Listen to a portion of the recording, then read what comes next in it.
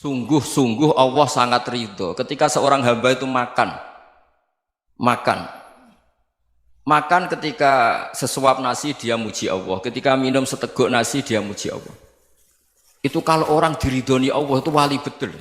Itu untuk jadi wali itu gampang, kamu makan ridho, kamu nginjak buminya Allah ridho seneng, kamu hidup keseharian aman seneng. Nah ini supaya sampean kita semua ngaji betapa panduan Rasulullah untuk menggapai ridho Allah itu banyak yang keseharian sekali. Saking kesehariannya banyak dalam hadis dan itu sahih. Nabi menyebut hal-hal yang keseharian. Hatta ma tas'alu fi fimra'atika, kamu punya uang kemudian istri kamu bisa makan itu ibadah. Bahkan sebagian ibadah itu dicontohkan Nabi yang akhirnya diprotes sahabat. Yaitu wa fi buti ahadikum sedekah, kamu menggauli istri kamu itu ya sedekah. Sampai sahabat bilang yang benar ya Rasulullah. Ayati ahaduna syahwatahu wa huwa lahu ajrun. Masa urusan biologis, urusan syahwat kemudian dia dapat pahala. Nabi menjawab, alaysa law wada'aha fi haramin akana alaihi wisrun. Bagaimana kalau dia meletakkan ke yang tidak benar itu kan dosa. Nah, hal-hal seperti ini yang saya ingin teman-teman semua lah, semua. Saya juga agak ingin ngaji demi Anda juga agak ingin. Itu dosa sekali ngaji kok pesanan kelompok tertentu itu enggak boleh. Islam itu untuk semua. Jadi ya cuma karena di depan saya jenengan ya seakan-akan jenengan korbannya. Itu ada ilmunya dalam usul fikih itu. Jadi orang itu harus ngaji usul fikih.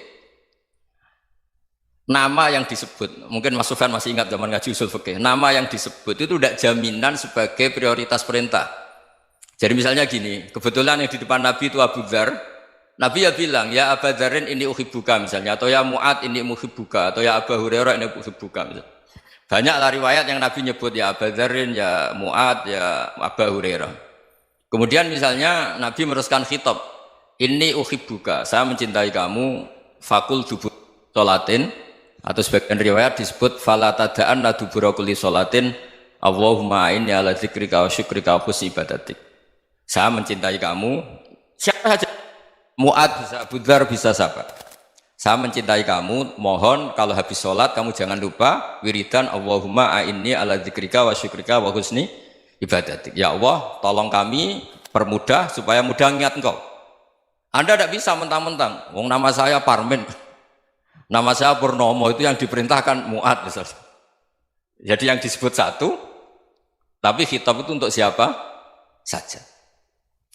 Saya teruskan. Jadi saya mohon semua kita melakukan kebaikan itu, kalau dalam kaidah fikih disebut al yakin la yuzalu bisyak.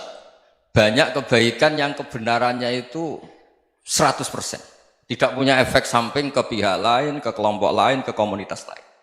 Itu tadi misalnya Anda makan, dan itu murah sekali, hanya butuh satu piring. Setiap punyaan kamu muji Allah, setiap minum kamu muji Allah. Itu redaksinya Rasulullah SAW disebut, Allah sangat ridho ketika seorang hamba makan, kemudian dia memuji Allah. Atau minum, kemudian dia muji Allah. Logikanya gampang, negara seperti ini yang kamu harapkan bentuknya kayak apa, mertua, ipar, komunitas, tetangga, itu nyata terjadi itu kan belum pasti. Sementara yang mesti terjadi adalah kamu butuh makan, kalau tidak mati. Butuh minum, kalau tidak mati. Butuh bumi yang nyaman ditempati, kalau tidak kita juga mati. Sebab itu Allah kalau menyebut nikmatnya itu hal-hal yang keseharian. Alladzi at'amahum min ju'. Allah itu siapa? Allah itu yang menciptakan kamu bisa makan. Tidak berlebihan, Allah itu yang menciptakan kondisi sosial itu ideal. Zaman Nabi itu ya ada orang munafik. Orang-orang pilihan Allah itu juga diuji orang sekelilingnya yang macam-macam. Semua diuji sesuai konteks zaman dan waktu. Nah, tapi ada ibadah-ibadah yang selalu disarankan Nabi. Sampai Nabi itu pernah ditanya, ayul islami khairun ya Rasulullah, Islam terbaik itu gimana? Jawaban Nabi itu unik. It'amut to'am, Islam terbaik itu ya makan-makan, yang santai-santai. Ketika Allah menyebut beberapa kebaikan, falak tahamal aqobah, wa ma adrokan apa? Mal aqobah. Terusannya apa? Fakku rokobah. Terusannya apa? Au it'amun fiyaumin di masubah. Ya itu acara makan-makan itu juga Islam. Kenapa? Ya bayangkan kalau tidak ada makanan, kita mati kan? Kondisi sosial tidak ideal itu Anda masih gak apa-apa, tapi kalau Anda tidak makan, Anda tidak minum, Kamu punya istri cerewet masih bisa hidup, punya mertua cerewet masih bisa hidup. Tapi kalau tidak makan bisa mati. Berarti penting mana istri sama makan? Penting mana? Makan. Semoga istri Anda dengar, nanti kamu disuruh makan tapi pulang deh. Itu kalau dibahasakan makan masih memahami. Penting mana nasi satu piring dengan istri. Nggak ada nasi mati, nggak ada istri belum mati. Penting mana? Gak berani jawab kan? Nah, ternyata Anda ada garang kan di depan istri. Jadi saya mohonlah, mungkin Mas Sufyan Sauri tadi yang bisa bantulah. Teman-teman tuh ngaji yang keseharian saja. Karena kita nyari ridha Allah itu berdasar firman Allah. Dan firman Allah itu menyebut keseharian tuh riang, gampang. Yaitu tadi misalnya wa min ayatihi manamukum bil laili wan nahar. Termasuk ayat-ayat Allah itu kamu tidur.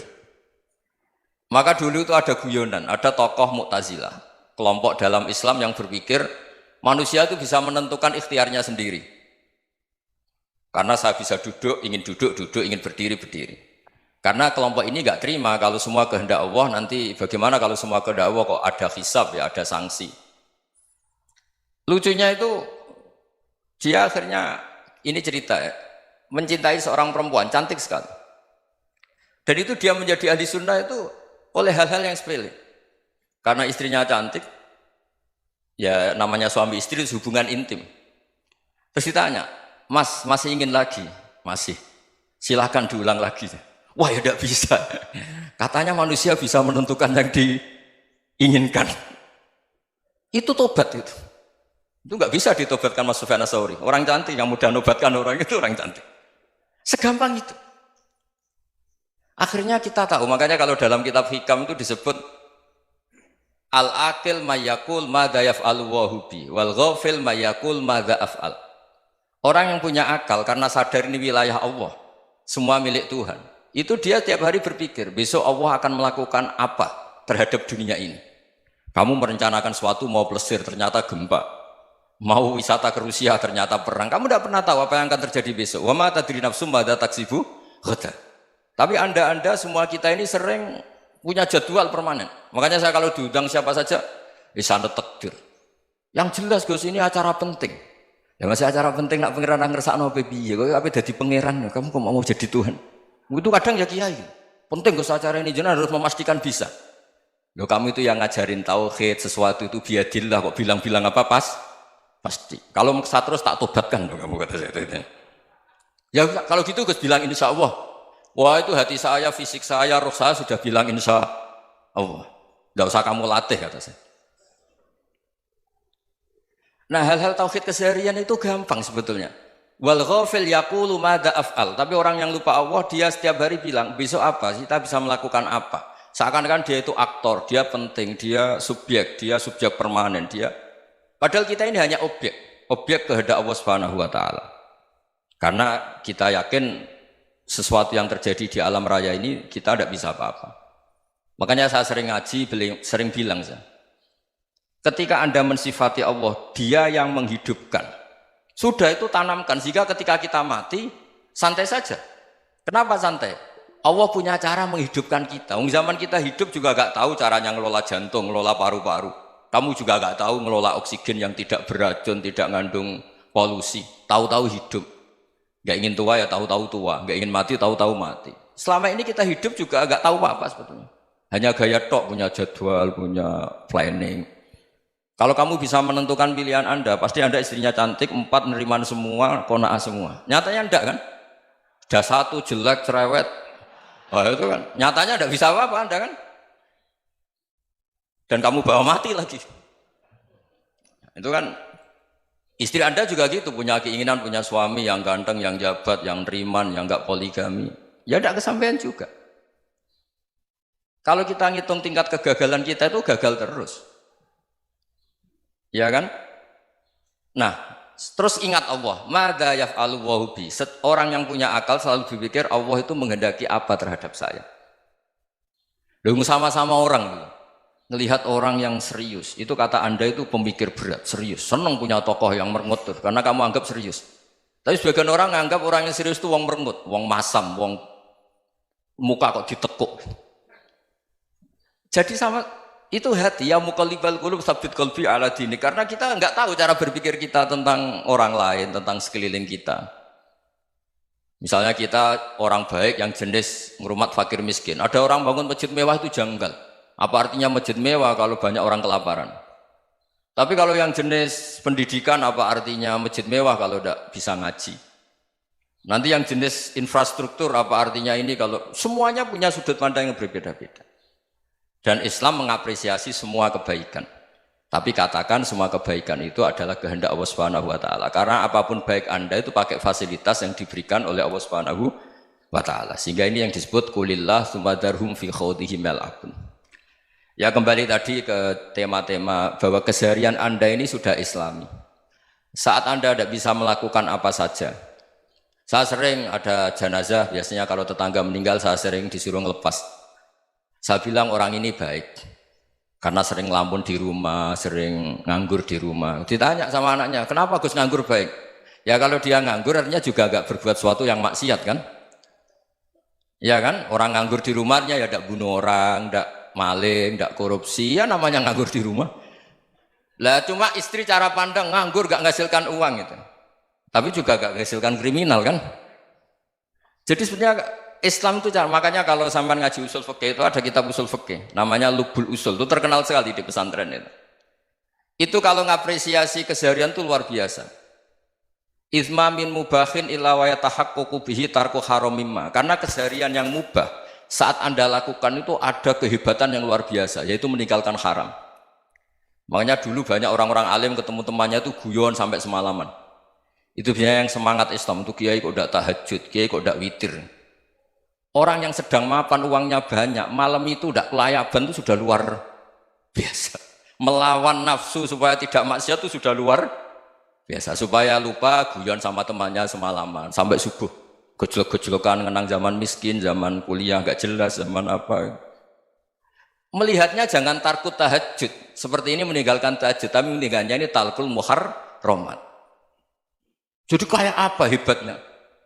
Sehingga Imam Ghazali punya riwayat yang agak unik. Hatta takuna ibadatu akhiri hadil ummah iku an-naum. Sehingga suatu saat ibadah terbaik umat ini itu tidur.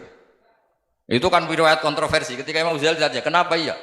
Kenapa kamu mulai keluar dari rumah itu sudah banyak maksiat? Melihat perempuan yang enggak mahram, melihat fenomena. Tapi kalau kamu tidur itu enggak melihat apa-apa. Tapi juga kamu jangan menganggap tidur itu ibadah betul. Saatnya melakukan fardhu ain malah masih tidur. Tapi itu sudut pandang yang menjadikan kita Islam itu gampang. Jadi saat Anda tidak bisa aktivitas apa-apa, misalnya ada beberapa orang yang lumpuh. Lumpuh itu memang nggak bisa Jumatan, nggak bisa ibadah, tapi dia juga nggak bisa maksiat. Tidur itu memang Anda saat itu tidak bisa tahajud, tidak bisa witir, tapi saat itu ada zina, ada maling, tidak gosipkan orang, tidak bully orang, tidak menanamkan kebencian, tidak hasud. Sehingga tidur menurut Allah Ta'ala wa min ayatihi manamukum billaili apa? Wan-nahar. Karena di tidur itu selain ada unsur istirahat, jaga kestamina, juga ada unsur meninggalkan beberapa keburukan. Nah saya mohon ibadah yang keseharian ini kita jaga. Supaya kita semua baca ayat itu fasih. Fasih itu tertanam di hati. Allah itu siapa? Alladzi at'amahum min ju'i wa amanahum min khauf. Dan Allah kalau cerita di Quran itu anna subabnal ma'a subba thumma syaqaqnal ardhan wa syaqqa fa ambatna fiha habba wa inaba wa qadba wa zaituna wa nakhla wa hadaika hulba. Kamu tahu saya ini siapa, kata Allah? Saya ini adalah Tuhan yang menurunkan air, kemudian ada tanaman banyak. Habba wa inaba wa qadba, ada zaitun, ada tin, kalau orang Jawa mungkin ada tela, ada padi, ada mangga, ada pisang. Sudah. Wa inaba wa zaituna wa nakhla wa hadaika hulba, ada perkebunan yang lebat. Tujuannya apa? Mata Allahkum, silahkan kamu pakai, kamu nikmati. Tapi karena kadang kita ini punya ide-ide besar. Tadi untuk syukur saja nunggu punya istri riman, rumah baik, tetangga baik, komunitas baik, semuanya baik baru syukur. Lama-lama nanti ada di surga, syukurnya nunggu surga paling kelas A. Itu sudah ada yang menghuni Rasulullah, kamu nggak boleh di situ. Masa untuk syukur saja? Repotnya Masya Allah.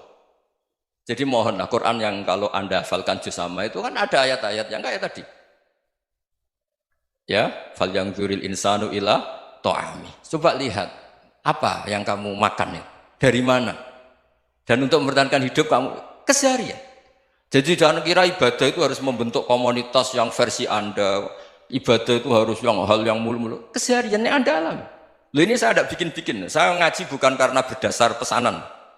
Itu ayat yang saya baca kan betul ada ayatnya kan. Fal yang dzuril insanu ila tu'ami anna sobabnal ma'a sobba thumma syaqaqnal ardo syaqqa fa ambasna fiha habba wa inaba wa qadba wa zaituna wa nakhla wa hadaika ghulba. Terusannya apa? Mata'al lakum, silakan kamu nikmati. Mata itu silakan kamu nikmati. Ya kayak sampean dikasih hidangan ya makan. Ya sudah makan, habis makan ya minum, habis itu ngantuk ya tidur. Ya sudah normal-normal saja. Kayak apa indahnya Islam? Tapi Anda mencari Islam yang gimana lagi? Nah itu yang diajarkan guru-guru kita, diajarkan sanad kita sampai Wali Songo, sampai Rasulullah SAW. Bahwa pada akhirnya ada jihad, ada perang. Itu dulu memang perang, bukan membunuh, beda. Dulu kita dijajah Belanda ya perang, dan itu normal karena kita dijajah. Jadi ketika orang lain ingin baik sama kita, wa in ahadum minal musyrikin astajaruka ya fa'jirhu hatta yasma'a kalam Allah. Kalau mereka ingin baik ya kita baik. Makanya ada istilah musta'man, mu'ahad. Kalau mereka ingin damai, berdampingan dengan kemajmukan ya itu yang lebih baik. Karena memang Islam menghormati proses perdamaian. Wa in janahu lis-salmi ya fajnah lah. Kalau ingin damai ya kita harus